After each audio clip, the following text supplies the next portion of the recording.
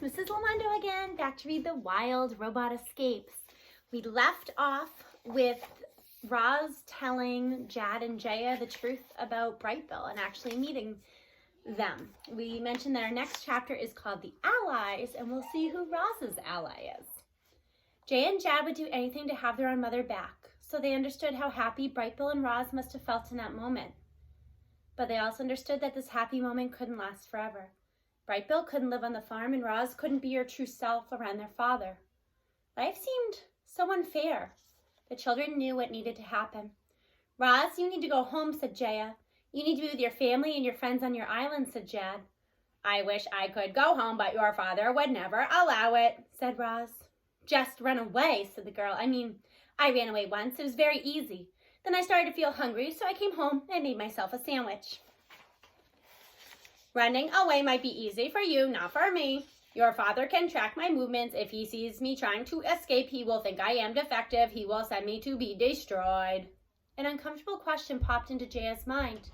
Roz, don't take this the wrong way, she began, but is it possible you are defective? Don't say that, Jaya, cried her brother. No, it is okay, said the robot. I have asked myself the same question. I do not feel defective. I feel different. Is being different the same as being defective?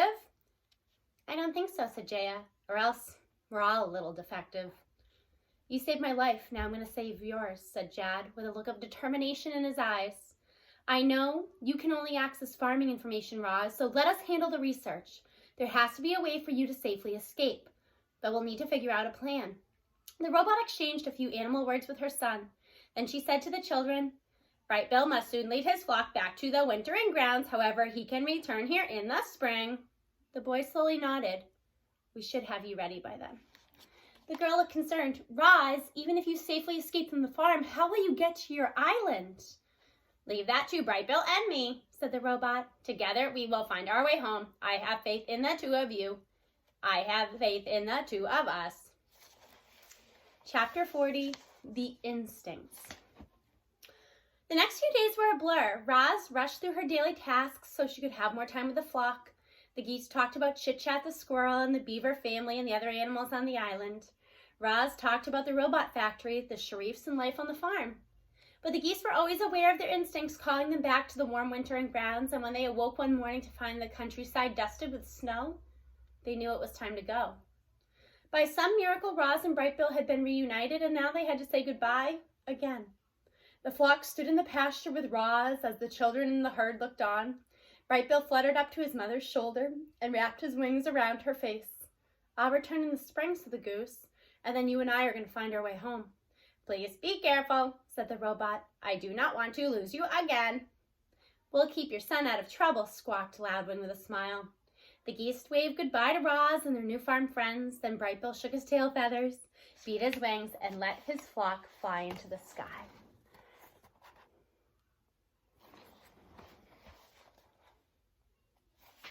Chapter 41, The Winter.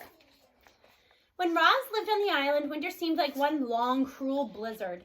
On Hilltop Farm, winter wasn't quite so harsh. The temperature fell, but then rose. Storms came and went. Snow piled up and melted away. Roz spent winter preparing the farm for spring. She wanted everything to be perfect when she left. She turned up the machine. She made fertilizer from old grass clippings and manure. She planned which crops would be seeded in which fields. She carefully looked over the herd, making sure each cow was happy and healthy. She made long lists of supplies, and then Mr. Sharif placed big orders. The herding machine hauled bales of hay into the pasture, and the cows gathered to eat, steam puffing from their mouths. Some of the cows were dried off and wouldn't be milked again until after the calving season. Others went to the milking parlor twice a day as usual. Bottles were filled, boxes were loaded, and the milk truck rolled away in its next delivery run. No matter the season, the dairy farm kept chugging along. Every day after school, Jaya and Jad ran to their bedrooms and got right to their homework. And when their homework was finished, their secret studies began. They researched the design and construction and maintenance of Roz and robots, hoping to discover some way for Roz to safely escape. The information wasn't easy to find, but the children were persistent. And after weeks of work, they finally found what they were searching for. Chapter 42, The Plan. Jaya pressed a button on the side of the milking parlor and the door hummed open. She and her brother stepped inside and wound their way past gleaming pipes and tanks over to where Roz was cleaning some equipment. "We found a diagram of your design," said Jaya. "We think we can help you escape." "The problem is your transmitter," said Jad. "That's the device that sends your electronic signal. If we can remove your transmitter, you'll be able to run away whenever you want without anyone tracking you." "Do you know how to remove it?" asked Roz. "I think so," the boy chuckled nervously. "But we won't know for sure until we open you up and take a look." "We'll have to do it late at night," said Jaya, "when Dad is sleeping." "We need to find a place where we can work in private," said Jad, rubbing his chin. "How about the old barn?" said Roz. "It is quiet and hidden. I can prepare the barn today. You can operate on me tonight." Everyone agreed. The plan was set. Chapter 43, The Operation. At midnight, the children were wide awake in their beds. Jaya and Jad were waiting for their father to fall asleep. Once he was snoring deeply, they tiptoed past his bedroom, down the stairs, and out the back door. They crept across the farm to a cluster of trees, and there was the old barn looming from the undergrowth like a mountain. Its door was open a crack, a wedge of light spilled outside. The children closed the door behind them and walked past the wooden railings and stair camps. "Tessa, come down here if you need something. Come down here, please." And back to the corner of the barn. Lanterns hung from the walls and cast their soft light upon the large table. Standing behind the table was a robot. "Hello, children," said Roz. "How do you like our operating room?" "It's a little dark," said Jaya, "but it'll work." Jad pulled his computer from his pocket. As he brought up the diagram of Roz's body, his face tightened with worry. "We've never done anything like this before." "Just do your best. That is all I can ask of you," said Roz. The robot unfastened her tool belt and draped it over a railing. Then she lay flat on the table. It was time to begin. Jaya looked down at Roz. "All set?" Roz looked up at Jaya. "All set." The girl felt under the robot's head, found the button with her fingers, and pressed it. Click. Roz's body relaxed. Her quiet whirring slowly stopped. Her eyes faded to black. Jad took a deep breath. Then he grasped the robot's head in his hands and twisted until, whoop, it popped off. The smooth socket where the head had been, there was another button. Jaya pressed it and the robot's chest opened. They peered into the hollow chest cavity and saw a tangle of tubes connected to a grid of boxes.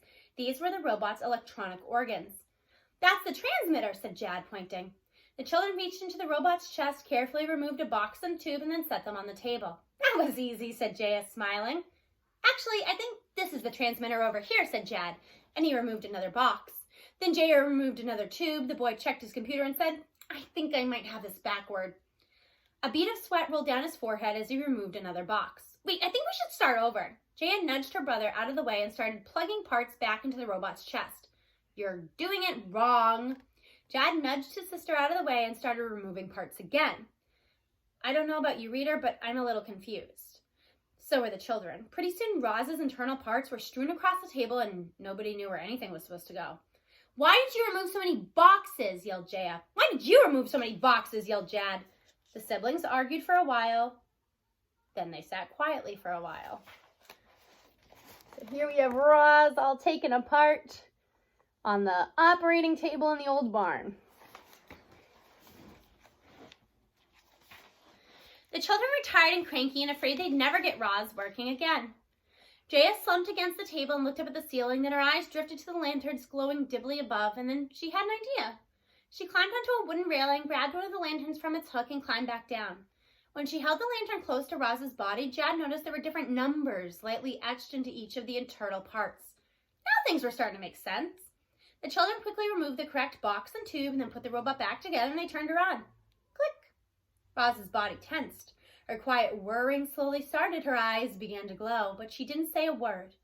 "Are you okay?" said Jad. Roz pointed to her mouth. "Can you speak?" said Jaya. Roz shook her head.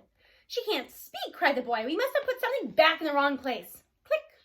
The children opened up Roz's body, rearranged some of her internal parts, and put her back together again. Click! Roz powered up and said, "Children, I can now speak. I cannot move." Click! After hours of trial and error with the morning light seeping into the barn, the operation was a success. Roz stood up, scanned her internal parts, and said, "Children, you did it. You removed my transmitter. Thank you so much for your help." "You're very welcome," said Jaya, yawning. Jad checked his computer. "I can see your signals on the map. Your transmitter's still working, so keep it close until you leave the farm." Then he stuffed the little electronic device into the robot's tool belt. "Children, there is a bit of bad news," said Roz in a serious tone. I know you have been up all night long, but I am afraid it is time for you both to get ready for school. Chapter 44, The Patient Robot. After being trapped on Hilltop Farm for nearly a year, Roz was now free to run away anytime she liked, but without Brightbill to guide her, she wouldn't make it far.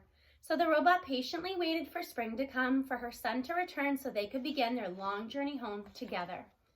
Chapter 45, Barn Conversations. As winter dragged on, Roz spent more time inside with the herd. There were long stretches of quiet. The cows chewed their hay. The robot tapped the farm computer. The wind gently rattled the windows, and then someone would start talking. Someone else would chime in. The quiet of the barn would gradually be overtaken by conversations like these. I'm so bored. Tess was staring at the floor. I can't wait until spring when I can wander through the tall grass and feel warm sunlight on my back. I just hope I don't die of boredom first. Old Annabelle snorted. You young cows are spoiled rotten. Your lives are so easy, you still find things to complain about. Tess rolled her eyes. Yeah, we should be more grateful for what we've got. You've told us before. Well, you should be grateful for what you've got, said Annabelle. I've lived on other farms, and trust me, you have nothing to complain about. Tess couldn't help being curious and said, what were those other farms like? I'd rather not discuss them, said Annabelle in a low voice. You see, I witnessed some terrible things on those farms. It was a blessing when I moved here, but I often think of the animals I left behind. I hope they're okay. The old cow sank into thought for a moment. I know life here isn't perfect, she said at last, but we have so much to be grateful for. We have our lovely herd, this beautiful barn, and we have Roz, added Tess. And we have Roz. Annabelle turned and smiled at the robot in the corner. Roz listened to us and treats us with love and kindness. She makes our lives as comfortable as she can. We'll certainly miss her when she's gone. Roz, why do humans need so much cow's milk? Said Lily as the other calves crowded around her. It was a question they'd all been wondering about. Well, there are billions of humans in the world, explained Roz, and many of them drink milk and combine it with different ingredients to make food. What kind of food? Said another calf. Butter and cheese and yogurt are made with milk. Many desserts also come with milk.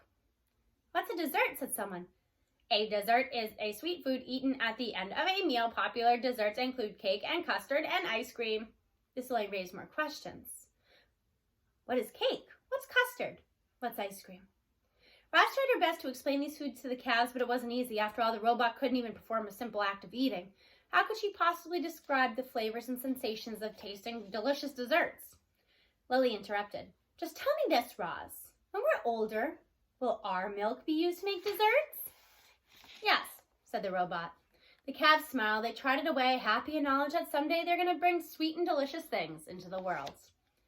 It is almost spring, said Roz to the herd. It is almost time for me to run away back to the wilderness. I am sorry I must leave. You will all be well cared for when I am gone, I promise. Cows began mooing from their stalls. Don't worry about us, Roz. There's no need to apologize. We understand why you're running away. Lily poked her head through the railings of her stall and said, I could never run away to the wilderness. I'd be too frightened. I'd love to roam through the wilderness, said Tess. Sounds exciting. No wilderness for me, thank you very much, said Annabelle. I want a quiet, cozy life. I have plenty of fear in the wilderness, said Roz. However, I have more to fear here. I can never be my true self around humans, and so I must return to my home. I only wish I could do it by myself, but I need help. I could never escape from the farm without the children. I could never find my way home without my son. I feel bad asking so much of them. Don't feel bad, said Lily. Brightbill and the children want to help you. They love you. We all do. The farm won't feel the same without you, Roz. But we know you're doing the right thing. The herd agreed with Lily, and throughout the barn, the cows quietly nodded their heads. Chapter 46, Spring. With each passing day, the sun climbed a little higher, and its rays grew a little warmer. The last patches of snow melted away, and color returned to the land. The pasture, the fields, the trees, they were all turning bright green, and the air slowly filled with the fresh smells of spring. Many of the cows had been steadily growing bigger, and now calving season had arrived. When the time was right, each cow went out to the pasture so her calf could be born in the soft grass. The robot stood nearby, just in case anyone needed her help, and nobody ever did. Even first-time mothers knew what to do instinctively. And soon newborn calves were frolicking in the farm. Spring was a happy, exciting time, and yet Roz was distracted. More and more she found herself looking to the skies, hoping to see Brightbill and his flock. She knew they were on their way. So next time, we'll start out with the dinner. We'll see who or what is going to eat. See you then.